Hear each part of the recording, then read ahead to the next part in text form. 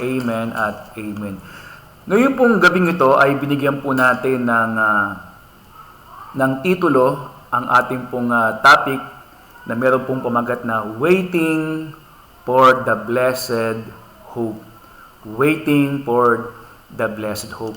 So, wikang Tagalog ay hintayin yung mapalad na pag-asa. At saan po natin kinuha ang titulong ito ng ating pong aralin ngayon pong gabing ito? Dito po, sama-sama po nating basahin sa ating pong reference ng ating Bible verse, reading from Titus chapter 2, verse 13. Ayan. Titus chapter 2, verse 13, na ang wika pong ganoon ni Apostol Pablo na hintayin yaong mapalad na pag-asa ng pagpapakita ng kalwalhatian ng dakilang Diyos at tagapagligtas na si Hesus Kristo. Ang kinig po natin ang mayamang pagpapala po ng ating Panginoong Diyos sa pagbasa po natin ng mga talata pong iyan. Nakita po natin yung pong panawagan o yung pong utos na binanggit po ni Apostol Pablo dyan, na meron po tayong dapat na hintayin. At ano po ito na dapat nating hintayin? Ang wika po ni Pablo ay ang mapalad na pag-asa na pagpapakita ng kalwalhatian ng ating dakilang Diyos at tagapagligtas na si Hesus Kristo. So doon po natin kinuha yung title po ng ating topic ngayon na Waiting for the Blessed Hope. Hintayin yung mapalad na pag-asa. At ano po yung ating blessed hope? Ano po yung ating mapalad na pag-asa? Walang iba kung hindi po ang pagpapakita ng ating pong dakilang Diyos at tagapagligtas, ang ating Panginoong Hesus, na siya pong naniniwala ako na bilang mga mananampalataya ay siya pong ninanasa ng ating pong mga buhay, ng ating pong puso. Can we all say amen? Amen at amen. Kaya po, mga kapatid, hindi po lingid sa ating kaalaman. Maaring tanungin niyo po ako, ngayong gabing ito.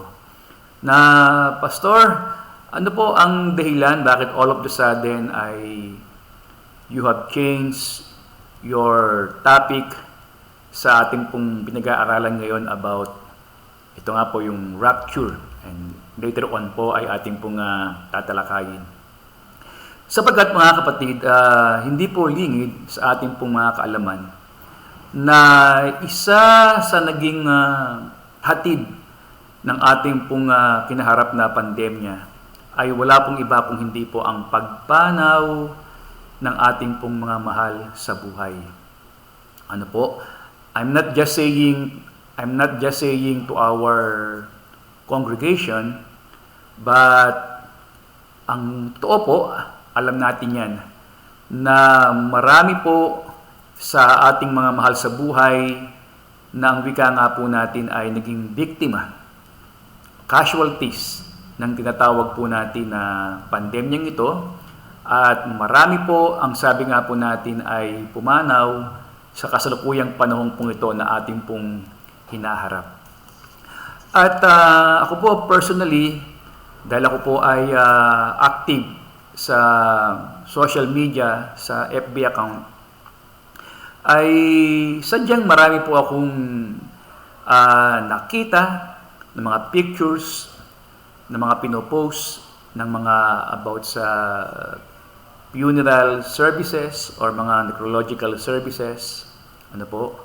Meron pang iba na mga nagla-live stream habang ang kanila pong mga services lately lang ay meron po akong napanood na isang necrological service ng mga kapatiran po natin sa ibang mga congregation.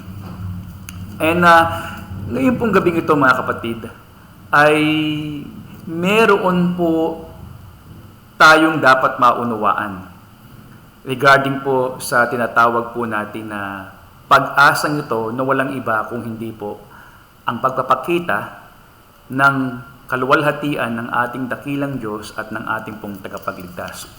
Una po, mga kapatid, sa pagpapatuloy, I want you to know this, mga kapatid. You have to remember this. Hopefully, sabi ko nga po, I'm saying this with love to everybody who can watching itong ating live stream na ito, na maunawaan po natin yung truth ng Word of God, na bagamat maaring medyo kakaiba sa ating nakasanayang paniniwala, pero mahalaga po na marinig natin at after po nating mapakinggan sa lahat po ng makapakikinig, it's up to you kung kaya po ninyong tanggapin ang revelation ng Word of God. Ito po, mga kapatid, death is not the promise we have. Ulitin ko death is not the promise we have. Foresee the appearance of our Lord and Savior, Jesus Christ. Ano po ang ibig sabihin niyan, mga kapatid?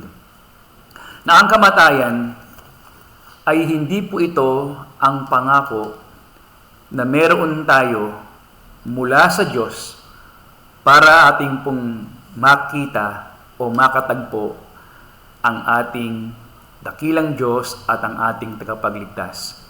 Actually, mga kapatid, babalik lang ulit tayo doon sa ating binasang Bible verse kanina yung Titus chapter 2 verse 13. Na kung meron man po tayong hinihintay na pagpapakita ng kaluwalhatian ng ating Diyos, actually hindi po kamatayan, no? Kundi ito po ay walang iba kung hindi yung ating tatalakayin ngayon, na ito dapat ang maging totoong posture ng mga mananampalataya, na walang iba kung hindi po yung sinasabi ni Pablo na hihintayin natin. Ito'y walang iba kung hindi po ang rapture. Okay? Ano po itong rapture na ito? Kaya ako po ay excited na ituro po ito sa mga kapatiran. Upang kung magkagayon ay wag po tayong magkaroon ng mali o ng ibang pananaw regarding po sa tinatawag natin na kamatayan. Alam po ninyo kung bakit po, mga kapatid. Sapagkat napapansin ko lamang po, mga kapatid, with all due respect, sa mga kapatiran po natin, I'm referring hindi lamang po sa Churches of Christ or Christian churches, maging sa ibang mga denomination or maging sa ibang mga body of Christ. Napapansin ko lamang na sometimes we are glorifying death. No? We are glorifying death. Na para bagang tayo po ay nagiging bagay na we are excited. No? Ewan kung tama ba yung term na yun, pero parang nakikita ko po, parang nase-sense ko, parang nararamdaman ko na marami mga mananampalataya na pag hindi po tama ang ating pananaw regarding po sa tinatawag natin na kamatayan, minsan parang iniisip natin na ang kamatayan ay siyang paraan ng Diyos upang siya po ay ating makatagpo o ating pong makita. No, I've been seeing that a lot. Especially nga po, sabi ko, dahil nga po sa tinatawag po natin na luxury ng social media, no, kahit na yung mga funeral service na yan, yung mga necrological service na yan, yung mga memorial service na yan, ay isang bagay po ang napapansin ko na parang we magnified or we glorified death itself, na hindi po dapat mangyari. Because the truth is, mga kapatid, hindi po ang kamatayan ang pangako na mayroon tayo sa pagpapakita po o para makita po natin ang ating pong Diyos. Bagamat sinasabi po natin na kapag po ang isang Kristiyano ay namatay, ay automatic po yun, talagang makikita niya na ang Diyos. Pero hindi po ibig sabihin na yun po ang mangyayari, dapat po ang maging mindsetting ng mga mananampalataya ay para makita ko ang Panginoong Hesus pag ang tao kapag ang Kristiyano ay namatay na ay yan na, makikita niya na ang Panginoong Hesus. Again, ulitin ko mga kapatid, the promise that we have to see God and to meet Christ, to see the appearance of Christ, is not death, but rapture. Yan po ang ating pag-aaralan sa mga sandali pong ito. Tanong mga kapatid, una po, let me just tell you this. Alam niyo po ba na ayon po sa Bible, we have to be biblical, We have to be biblical mga kapatid.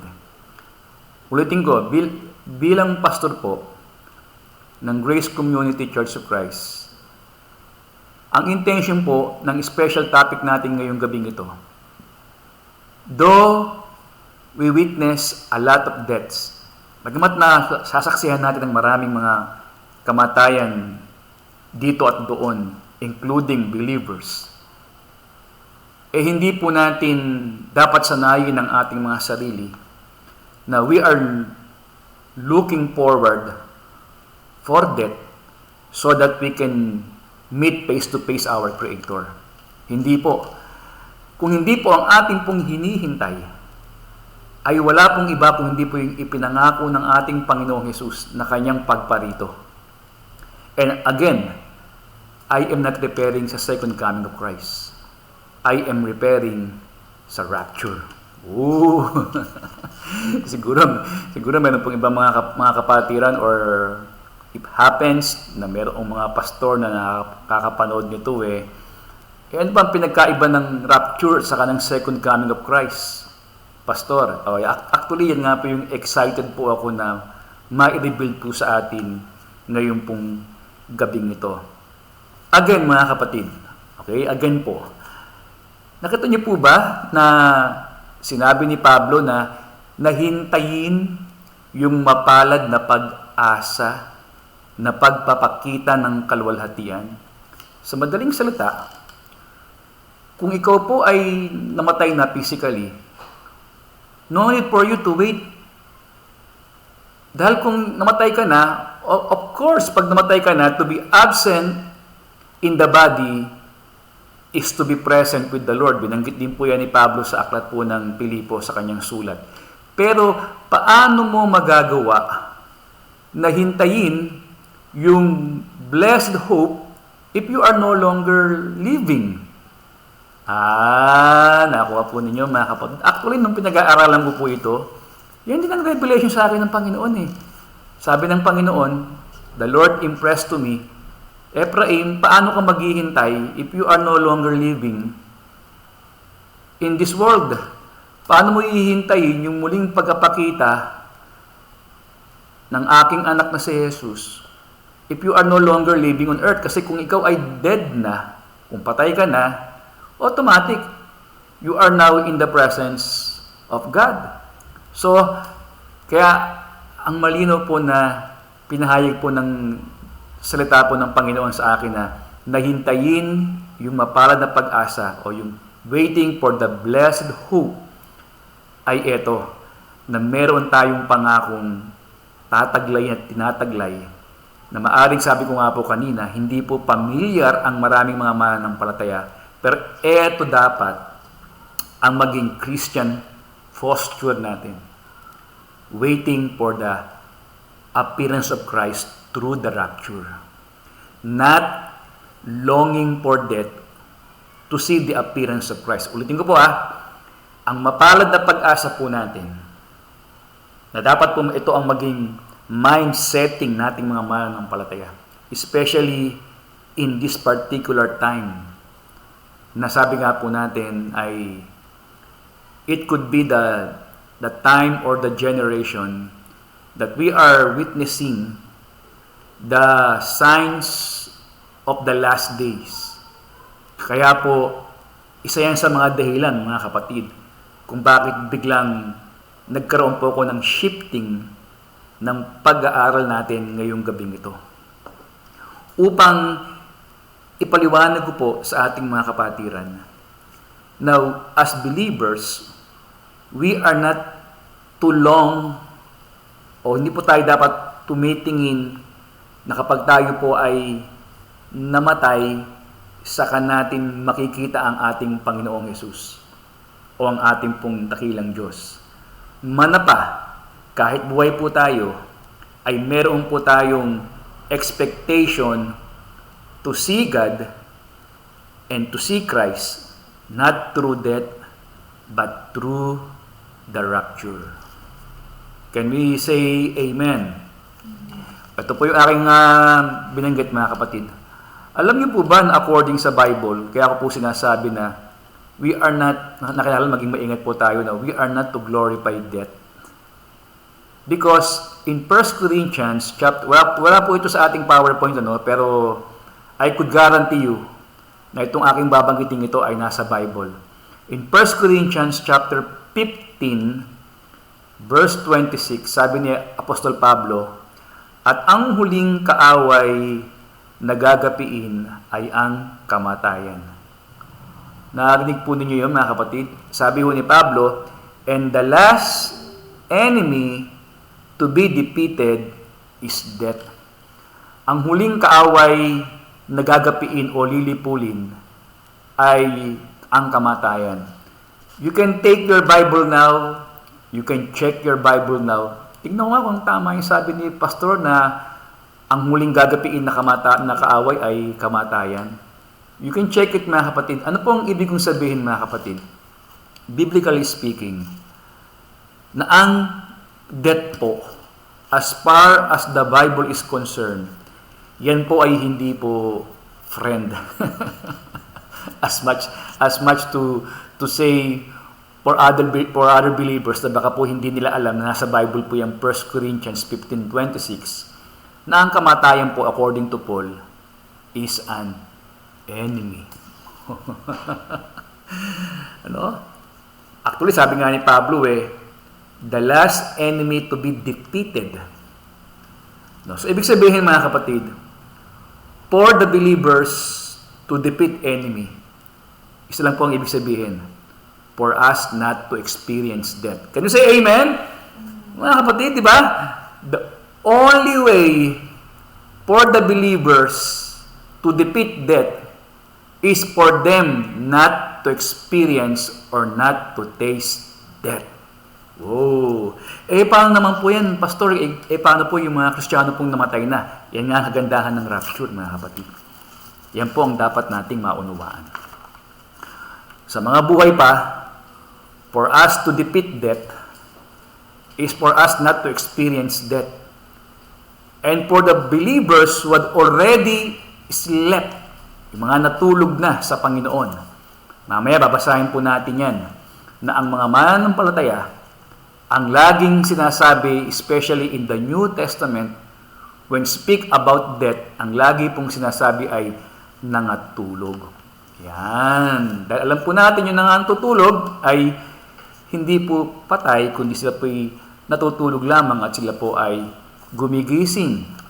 Ngayon, mga kapatid,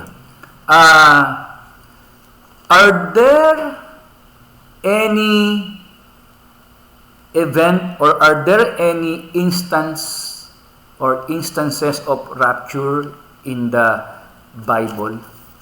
Meron po bang mga pangyayaring na rapture sa Bible? Ulitin ko Pag sinabing rapture, mga kapatid, yan po ay ang word na rapture ay galing po sa Greek word na harpazo. Ano yun, Pastor? Harpazo. Greek word po yun. Na ang literal na kahulugan ay snatching away. Snatch. Ano po? From the word snatch. Kaya kumbaga yung word po na snatching, snatcher, di ba? Yung bilang inaagaw. No? Yung pong word na rapture. Yung word na rapture ay hindi mo yan mababasa letra por letra sa English. Pero sa Greek word, ang ginamit po dyan yung salitang inagaw snatch or caught, kinuha. Yan po ang ginamit po dyan sa Greek ay harpazo. Nang ibig sabihin po ay inagaw or snatching away. Kaya ang tanong po ito mga kapatid, are there, pastor, yung sinasabi mong idea ng rapture na hindi nakakita ng kamatayan, na sinasabi mo na sa mga mananampalataya para gapiin ang kamatayan ay wag nang mamatay, meron bang nangyari niyan sa Bible? Yes, mga kapatid. There are two instances or event in the Old Testament that show to us the idea of rapture. Alam po niyo kung sino? Wala pong iba kung hindi po si Enoch at ang pangalawa po ay si Elijah. For the believers who know their Bible, alam na alam po natin yan na according to Genesis chapter 5, Enoch walked with God. Si Enoch po ay lumakad na kasama ng Diyos. At ito po ang kauna-unahang event sa Bible na ang isang tao na buhay at malakas, ang wika po ng Bible ay inagaw ng Diyos. So si Enoch po, mga kapatid, ay hindi po nakaranas ng kamatayan physically, siya po ay inagaw ng Diyos. And another one, mga kapatid, another believer na hindi rin po nakatikim ng kamatayan, kundi po buhay ay kinuha po ng Diyos. Wala pong iba kung hindi po si Prophet Elijah. Oh, alam niyo yan mga kapatid, no? Alam po natin yan, mga kasaysayan na yan. Sa madali pong salita, meron bang taong buhay na nakita niya ang Diyos na hindi siya kinakailangan mamatay? Meron po si Enoch at si Elijah. Yan po ang mga example sa Bible, mga kapatid, na very clear na si Enoch at si Elijah ay hindi po sila nakaranas ng kamatayan, manapa sila po ay buhay na inago po ng Diyos at sumapiling ng Diyos magpakailanman na hindi po nila kinakailangan mamatay muna para makasama ang Diyos. Whoa! I'm getting excited, mga kapatid. I'm getting excited. Sapagkat ito pong sinasabi ko sa inyo ngayong gabing ito, mga kapatid. Mas gusto ko kayong bigyan ng ganitong kaisipan. Let us look forward for the blessed hope, and let us not wait for our death. I-rebuke po natin yan, mga kapatid. Again, with all due respect, with all love to everybody, alam ko na uunawaan niyo po, mga kapatid ko, na po ang intention ni Pastor Ephraim. If we have loved ones like us, may mga mahal din po kami sa buhay na pumanaw, pero kailanman, itong bagay na ito na ngayon po yung ating pinag-aaralan, ay ipinapaunawa po sa atin ng Bible na kung meron man tayong dapat hinihintay para makita po ang Diyos, ang ating Panginoong Hesus. Again, Titus 2:13. Hintayin yung mapalad na pag-asa na pagpapakita.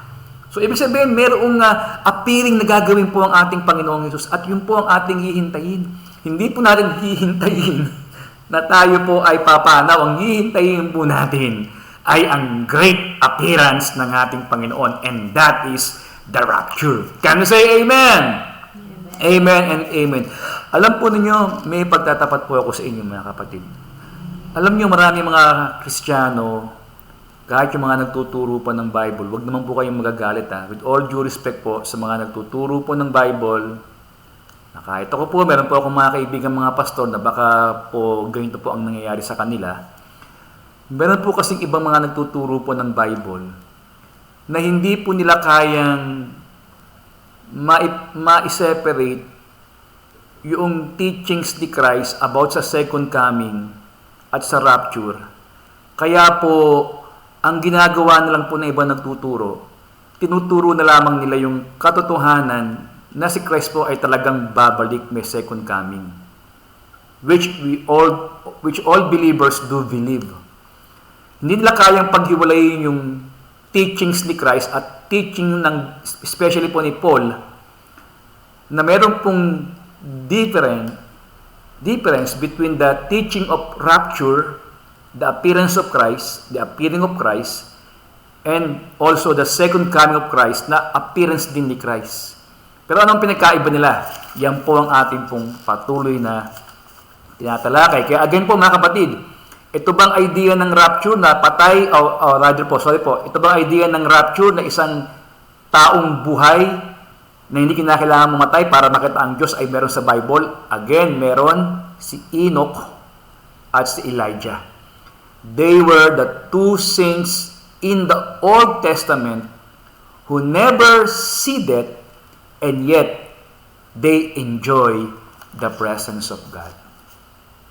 Ako po at kayo, ito ang ating posture. Bagamat hindi natin alam kung kailan magaganap yung rapture, pero ito yung ating hinihintay. At kung wala pa yung rapture at inabot tayo ng kamatayan, so be it. Glory to God. But nevertheless, we are not to wait for the grave, but we are to look for the rapture, for the appearance of Christ. When I say rapture, the appearance of Christ, not necessarily the second comings. So mga kapatid, para nga po malaman ni Pastor Ephraim kung medyo nagkakaunawaan tayo, pwede ho bang pakilagay natin diyan po sa ating comment box, we are not to look for the grave, but we are to wait for the appearance of Christ. We are not to look for the grave. Grave po yung libingan. Hindi po tayo dapat tumingin sa libingan, kundi tayo po ay naghihintay sa pagpapakita ng ating Panginoong Jesus. Again, we are not to look for the grave, but we are to wait for the blessed assurance, the appearing of our Lord and Savior, Jesus Christ. Amen. Can we give the Lord a clap opening church? Hallelujah. Amen. Amen, amen, and amen. And I hope mga kapatid na you are getting into it, na nauunawaan po ninyo yung aking pong dinideliver po sa atin ngayon pong gabing ito. Kasi po ako po ay somehow mga kapatid, ako po ay medyo naaalarma lamang. Na dahil po sa napakaraming mga nag-pass away nitong pandemyang ito, as a teacher of the Word of God, bilang nagtuturo po ng Word of God, medyo naaalam lang po ako na parang dahil sa dami ng mga namatay, including sa mga kapatiran po sa iba't ibang mga local congregation na aking pong nakikita sa Facebook, ang feeling ko parang ang mga kapatiran po parang nasasanay na lamang na almost everyday ay may mga nakikitang pumanaw si ganito, pumanaw si ganyan, tapos para bagang nagiging pangkaraniwang na lamang nagkakaroon ng mga memorial service na nag-glorify po ang kamatayan. Church, again, let me tell you this na hindi po tayo dapat ganun. Okay? Hindi po tayo dapat ganun. Uulitin ko, hindi po tayo nag-aabang sa libingan. Tayo po ay naghihintay ng dakilang pagpapakita ng Diyos, ni Jesus. Sa paanong paraan? Sa paraan tayo po ay buhay pa. Death is a different way. To see God because you are dead is another thing to see God while you are alive. At yun po ang ating inaasahan. Meron ba nun, Pastor? Meron na. Yun nga po. Sinabi po natin si Enoch at si Elijah. Yan po ay mga great example in the Old Testament. Patikim po yan ng ating Panginoong Jesus. Katunayan, tignan po ninyo mga kapatid, katunayan, Christ Himself said that there will be a generation who will never see or will never taste death. Katunayan po mga kapatid, ito, straight from the mouth ng ating Panginoong Jesus, ay kanyang itinuro, sinabi, na meron pong henerasyon na hindi po makakatikim or makakakita ng kamatayan. Oh! Again, I'm getting excited of it, mga kapatid. Kasi because it could be our generation. Can you say amen? It could be the generation of our young ones. Kaya yung ating mga young ones ngayon, yung ating mga kabataan ngayon na nanonood, it could be your generation. Na kayo yung henerasyon na yun na sinasabi ng Panginoong Hesus na hindi kayo makakatikim ng kamatayan. Wow! Sarap mga kapatid. You know, last Saturday mga kapatid, may kwento ko lamang. As we all know, na amin na pong sinamahan ng Rojas family na ihatid sa kanyang huling lagakan sa Columbarium ang kapatid na Bernard Rojas, Pastor Bernard. And then, naikwento ko lamang po na my wife, she asked me, yung casual na pag-uusap lang. Kasi nagmamasdan namin yung mga available na slot doon sa Columbarium. And casual talk lang, sabi ganoon sa akin ng aking beloved wife, ikaw ba, di gusto mo pagka ikaw, sa ganyan ka na lang din. Cremation. Alam niyo mga kapatid, walang kagatol-gatol yung aking sagot. Ang sabi ko sa aking wife, mara-rapture ako mara-rapture ako, sabi ko. Ibig sabihin, I am very positive and confident na I am a part of that generation na pinangako ng Panginoon na there will be a generation that will never see that. Basahin po natin mga kapatid. Matthew chapter 16 verse 28. Truly I say unto you, there are some standing here who will not taste death until they see the Son of Man coming in His kingdom. Wow! Kita ninyo mga kapatid? Alam niyo po, maaaring pong merong ibang kahulugan. During that time, sabihin po ng Panginoon ito na, again, reading from Matthew 16:28. Truly, I say to you, there are some standing here who will not taste death until they see the Son of Man, referring to Christ, to Himself, coming in His kingdom. Sa Tagalog, katotohanan sinasabi ko sa inyo na merong ilang mga nakatayo dito na hindi makakatikim ng kamatayan hanggang sa makita nila ang pagparito ng anak ng tao sa kanyang kaharian. You see mga kapatid? Very clear po yan, Hindi sinabi ng Panginoon na lahat, but there are some. And would you want to be a part of those some, mga kapatid? Can you say amen? Tatanungin niyo ako, meron pa bang ibang talata na binanggit ng Panginoon sa kanyang teaching na about the rapture? Ang dami po, mga kapatid. Ang dami po niyan. Ang dami pong mga sinabi ang Panginoon. Bagamat hindi ginagamit yung word na yun na nasa English na rapture. Pero yung snatching, yung inaagaw, ang dami po niyan in the gospel na binanggit po ng ating Panginoong Hesus. Pero ito lang, may sabihin po ako sa inyo mga kapatid. Wag po tayong mag-iisip na ang rapture or snatching away ng mga believers ay para lamang sa mga elite or few believers na ang wika nga po ay super holy or super, sabi nga po ay righteous in terms of their performance. Hindi po mga kapatid.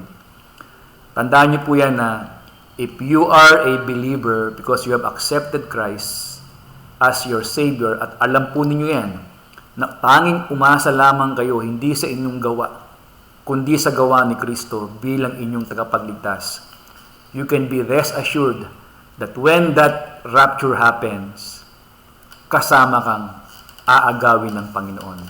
Can you say amen? Kaya na-excite ka habang pinag-uusapan natin itong topic na ito.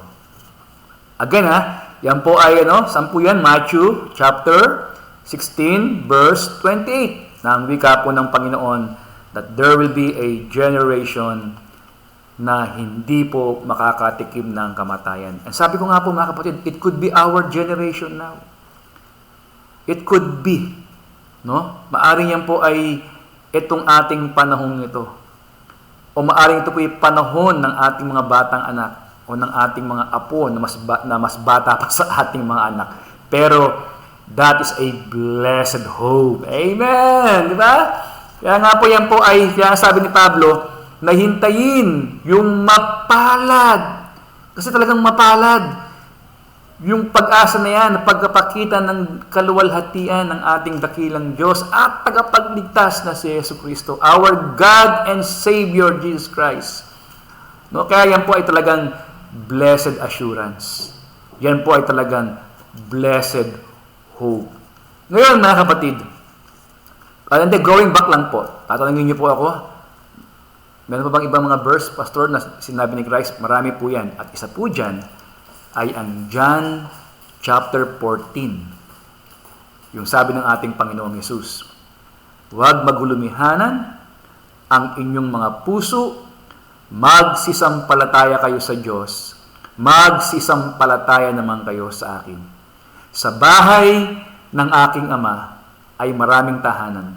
Kundi gayon, ako'y paroroon upang ipaghanda kayo ng dakong kalalagyan. At kung ako'y makaparoon, ako'y muling paririto, appearance ng Panginoon, ako'y muling paririto upang kayo'y kunin, upang kung saan ako naroon, ay doon naman kayo doroon. Alam po ninyo, yung iba, ang kanilang paliwanag po dyan ay second coming of Christ. Hindi po, yan po ay rapture. Ngayon, ano ang katibayan mo, Pastor, na iba ang rapture at iba ang second coming of Christ? Totoo po yan, mga kapatid. Meron ba akong na-miss na ano yung na-miss ko? Rapture, okay, ibalik ko doon, anak. Rapture is only for the believers, while Christ's second coming is for the whole world to see. Ulitin ko, Rapture is only for the believers to witness and to receive, while Christ's second coming is for the whole world to witness. O ang tawag po dyan ay ang Judgment Day. Ibig sabihin mga kapatid, yung pong rapture na pinag-uusapan natin, ang makaka-witness lang po niyan ay wala pong iba kung hindi po kayo, believers. Hindi po yan mawi-witness ng mga hindi mananampalataya. May katibayan ka ba dyan, Pastor? Opo, meron po tayong katibayan dyan. Kaya ulitin ko, the rapture is a promise only for the believers to witness and to receive, while the second coming of Christ will be witnessed by the whole world. Yan po ang pinagkaiba nun. Ang rapture po, kaya po yung iba, again sabi ko nga po, kaya ibang mga pastor, hindi po nila maituro yung rapture kasi hindi nila malaman yung difference. O ngayon po, kung kayo po sasang-ayon, at kung kayo po ay sasang-ayon na merong pwedeng i-share si pastor sa inyo, ang pinagkaiba ho ng rapture at saka po ng second coming of Christ, ang rapture, ang makakakita lamang po ay ang mga believers na aagawin. At hindi po siya makikita yung panahon na yon na babasahin po natin ngayon sa mga aklat po ni Pablo, hindi po siya makikita ng mga non-believers. Pero yung second coming of Christ, definitely, yan po ay mawi-witness po ng mga non-believers. Basahin po natin, mga kapatid. Apostle Paul's chronological event of the rapture. Ito yung what will happen na mangyayari po sa rapture. Again, iba ho ang rapture, iba ho ang second coming of Christ. Ang rapture is only for the believers. Witnessed by the believers. Makikita ng mga mananampalataya. Tatanggapin ng mga mananampalataya. Pero yung second coming ay mawi-witness po yan lahat ng tao. makikita po nila. Ito po, kita nyo ha. Una, 1 Corinthians chapter 15, verse 51. Sabi ni Pablo about sa rapture, narito, sinasaysay ko sa inyo ang isang hiwaga. Sabihin nyo nga po, hiwaga. Ayan. Ang rapture po ay isang hiwaga. Bakit po, pag sinabing hiwaga or sa wikang English, mystery, ibig sabihin po ay hindi po siya hayag na, hindi siya isang bagay na hayag na nalaman kaagad. Na nalaman kaagad. Pag kayo po ay babalik sa Old Testament, actually meron pong mga prophetic message about the second coming of Christ. But no prophetic about the rapture. Kaya ito po ay hiwaga. Ito po ay ipinahayag lamang during the time ng ating Panginoong Hesus.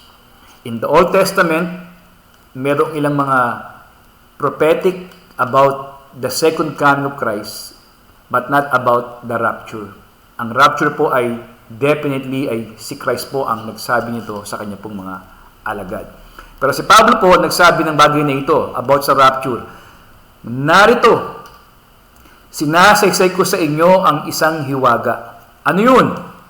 Hindi tayong lahat ay mga tutulog. Ano po yung hindi lahat ay mga tutulog? Yan na nga po, hindi po tayong lahat ay mga mamatay. Ngunit, tayong lahat ay babaguhin. Amen! Woo! Diba? Hallelujah! Nakaka-excite, diba mga kapatid? Nakaka-excite. Ano yung revelation, ano yung hiwaga na ito na sinabi ni Pablo na sinasaysay niya? Narito ang isang hiwaga.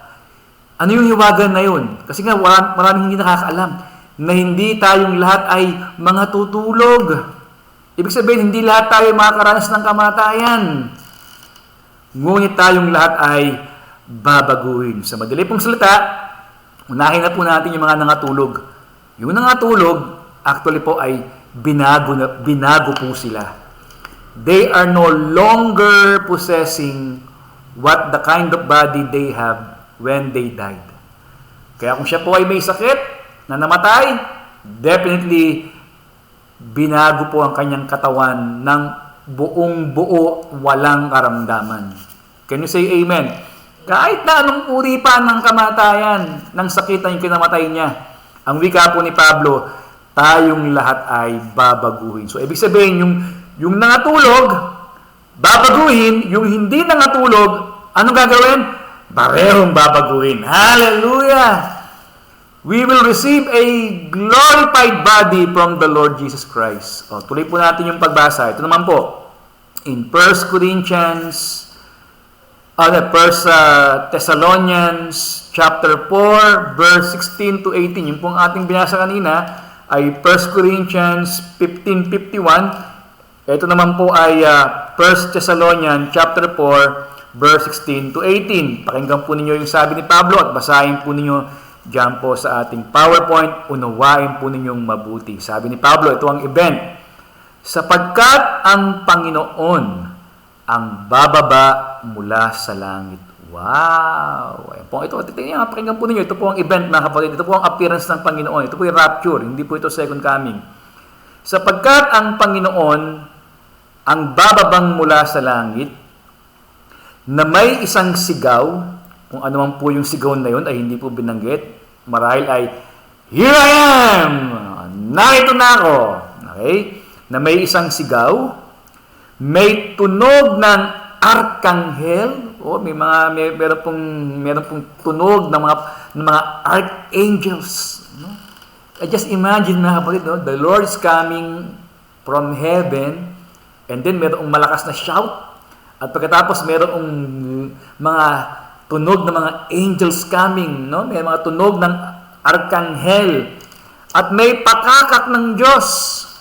No, po itong picture na sinasabi ni Pablo, actually it is a picture of a kingdom. 'Di ba ganyan po ang mga kaharian? And we are in the kingdom. We are in the kingdom of God. 'Di ba kapag ka po ang isang royal person ay dumarating, 'di ba? Meron pong pakakak.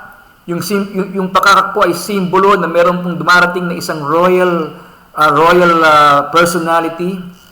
So, ganyan po yan. Kaya po, sa pagbalik po ng hari, ay marinig po ang isang ang tunog ng mga arkanghel, no? And then ang wika po, merong pakakak. At ano pa ang mangyayari? At ang mga nangamatay kay Kristo ay unang mga bubuhay na maguli. Definitely, mga kapatid, kaya po yung mga namatay na po, sila po ang unang nakaranas ng pagkabuhay na maguli. Next verse, kung magkagayon, tayong nangabubuhay, o ayan, maliwanag po, tayong nangabubuhay na nangatitira. Ngayon, mga kapatid, meron lang po akong extra na gusto ko pong sabihin sa inyo dito. Sabi rito, kung magkagayon, tayong nangabubuhay na nangatitira. Alam niyo po ba na yung pong word na, yung tayong nangabubuhay na nangatitira, alam niyo po ba na hindi po yan tamang translation? Na para bagang magkaisa lamang yung nangabubuhay na nangatitira. Alam niyo po, sa talagang tamang translation po, dapat po ay hindi po na. Dapat po ang ginamit po ay yung at. So kung ang gagamitin po ay at, dapat ganito po. Kung magkagayon, tayong nangabubuhay at nangatitira. Yung nangabubuhay at yung mga nangatitira, magkaiba ho sila. Ano po ang ibig sabihin? Yung nangabubuhay, it could be the younger generation. At yung nangatitira, yan po ay could be the old generation, and yet inabot po sila ng muling pagpapakita ng Panginoon. Oh, hallelujah! Kaya nga po, kung magkagayon tayong nangabubuhay at nangatitira, ay aagawin, snatching, rapto, snatching, ay aagawin kasama nila sa mga alapaap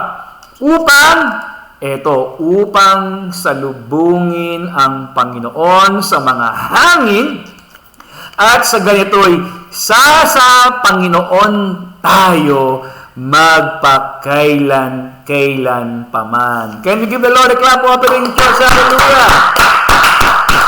So nakita po ninyo yung ibig sabihin po ng rapture, aagawin. Nakagaya po ng ginawa kay Enoch, buhay pa sa lupa, inagaw. Kagaya po ni Elijah, buhay pa, inagaw. Ito po yung sinasabi. Ang wika po, pagdating ng Panginoon, sa kanyang appearance na ito ng rapture, ang wika po, ay aagawin kasama tayo doon din po sa ating pong mga mahal sa buhay na una pong pumanaw.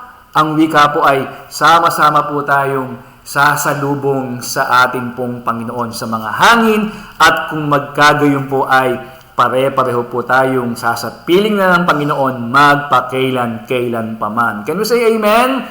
Amen and amen. So ito yung binabanggit ng Panginoon na there will be a generation na hindi po makakatikim ng kamatayan, just like Enoch and Elijah. Yan po ang ating blessed assurance. Yan po ang ating blessed hope, mga kapatid.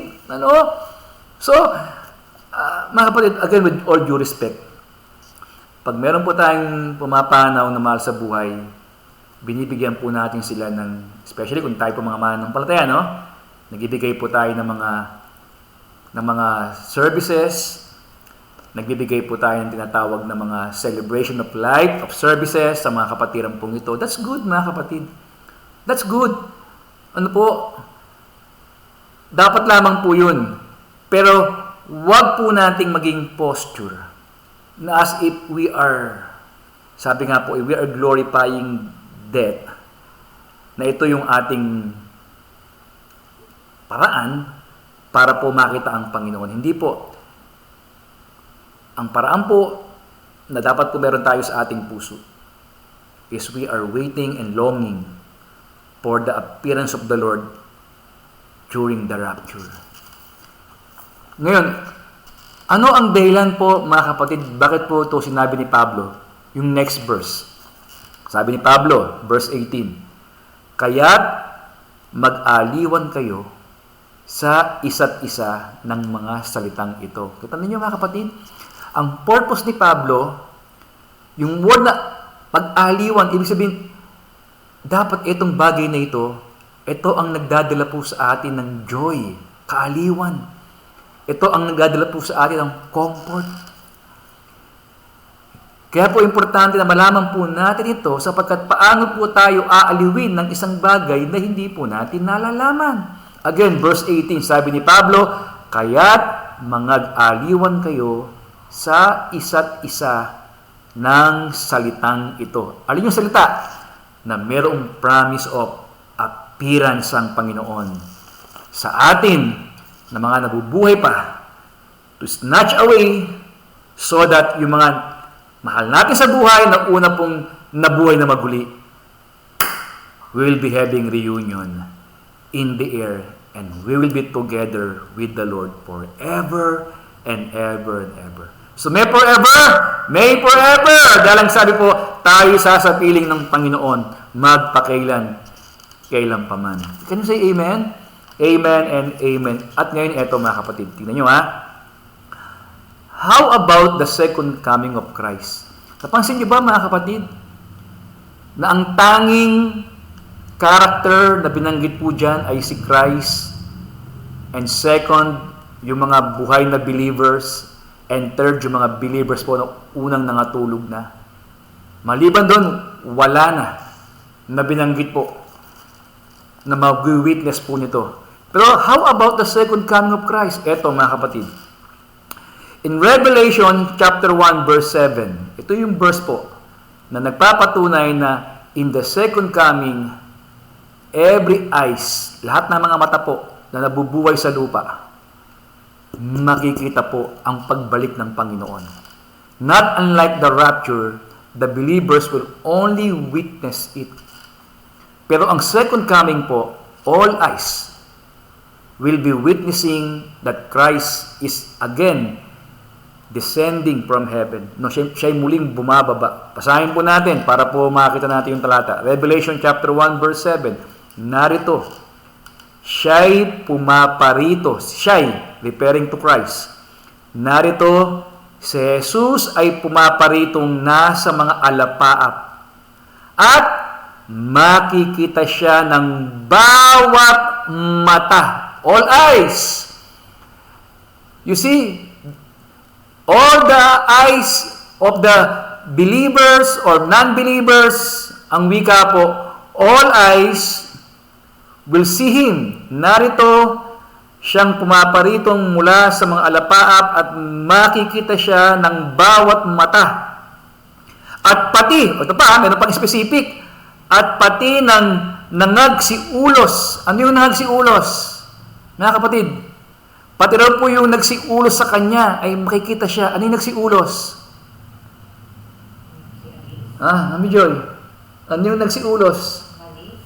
Yan po yung tumusok ng sibat at ulos. Yung pong ibig sabihin, diba, yung pong term ng gospel, at inulos siya ng sibat. Ibig sabihin, pati yung soldier na Romans, na non-believers, na nag-ulos, sabing ganoon, sa kanya, makikita siya, no? Lahat at maging ng lahat ng mga angkan sa lupa, all generation, ay magsisitaghoy dahil sa kanya. Kasi nga po mga non-believers po sila, kumbaga po, na-witness na po ngayon nila na sadyang merong second coming of Christ at meron po talagang judgment. Kaya ang sabing ganoon, lahat ng angkan sa lupa ay nagsitaghoy dahil sa kanya. Ngayon mga kapatid, napansin niyo po ba na kung ano ang pinagkaiba po ng rapture at ng second coming? In the rapture, wala pong binanggit na siya po ay makikita ng bawat mata. Only the believers will witness it. Hindi lang makikita ang ating Panginoon. Hindi lang makikita yon. Tayo na buhay, if our generation will be the blessed generation na mangyari ang rapture na yan, tayo makikita natin yung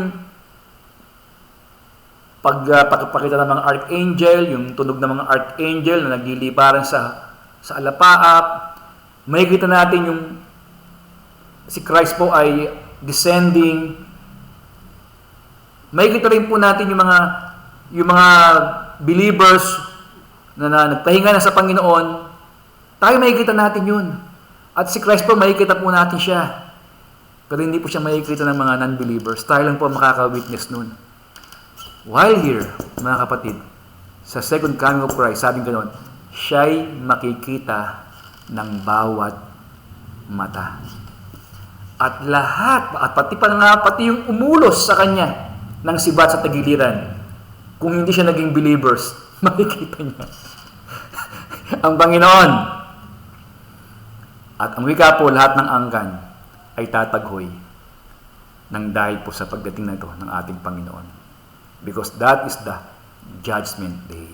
Kaya po yung second coming of Christ that will be witnessed by all eyes, by every generation, while the rapture will only be witnessed, ikaw at ako at tayo mga manampalataya, nananalig, binili ng dugo, nilinis ng dugo ng ating Panginoon. Yan yung panangako ng Panginoon na merong henerasyon na hindi makakatikim ng kamatayan. At yun din yung sinasabi ni Pablo, na ano?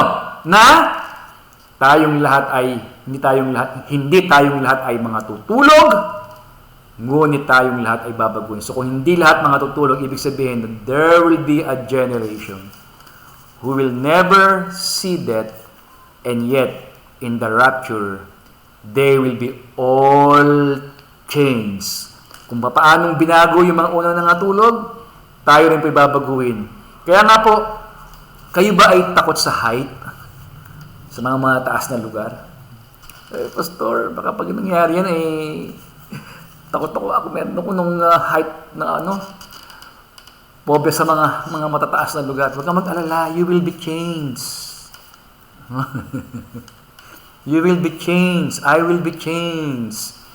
Sa biyayang masagana ng ating Panginoong Hesus, tatanggap tayo ng mga katawan na maluwalhati, no? Na hindi na po tayo matatakot maging sa mga mataas po na lugar. Ano po? And that is the best body na natanggapin po natin dahil yan po ay glorified body na ibibigay po ng ating pong Panginoong Hesus sa bawat nanalig po sa Kanya. Alam po niyo, lubha pong napakalawak pa ng paksain pong ito.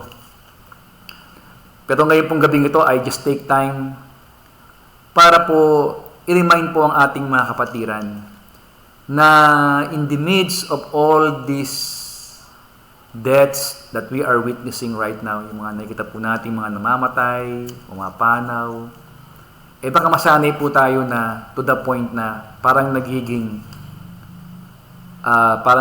lax na po tayo na we are just waiting for death. No. We are waiting for the appearance of Christ. Kaya nga po, finally, just to remind you, mga kapatid, gusto niyo ba next Wednesday, isa pa? Dahil po malawak, pero sabi ko nga po, at least ngayon pong gabing ito, ang akin lamang pong panawagan, child of God, be excited, no? Be excited for the appearance of Christ, for the appearing of Christ. Maging ano po tayo dyan, mag-excite po tayo dyan. Yan po ang ating blessed hope. So ito po ang ating panawagan sa ating pong pagkatapos. Our Christian posture must be joyfully expecting, must be joyfully expecting and waiting for the appearance of Christ. Our joyful, sabi nga po, our posture, no? Yan po dapat ang ating maging postura. Yan po ang dapat nating maging position. Our posture, our position must have a joyful expectation for the appearance of Christ. Amen? Sabihin nga po nating lahat, our posture must be a joyful expectation for the appearance of Christ.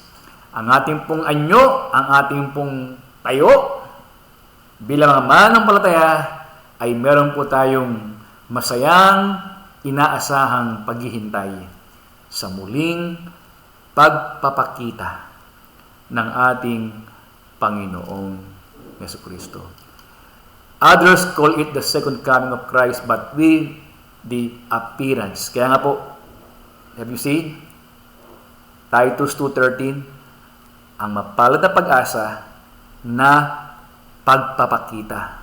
Hindi po pagbabalik, kundi ang mapalad na pag-asa na pagpapakita ng kaluwalhatian ng ating dakilang Diyos at tagapagligtas na si Jesucristo. At kung kayo po pinagpala at kung naunawaan po ninyo yung ating special topic for tonight about the appearance of Christ, the rapture, na hinihintay po natin, let's give the Lord a clap offering. Amen. Amen. Amen. Hallelujah.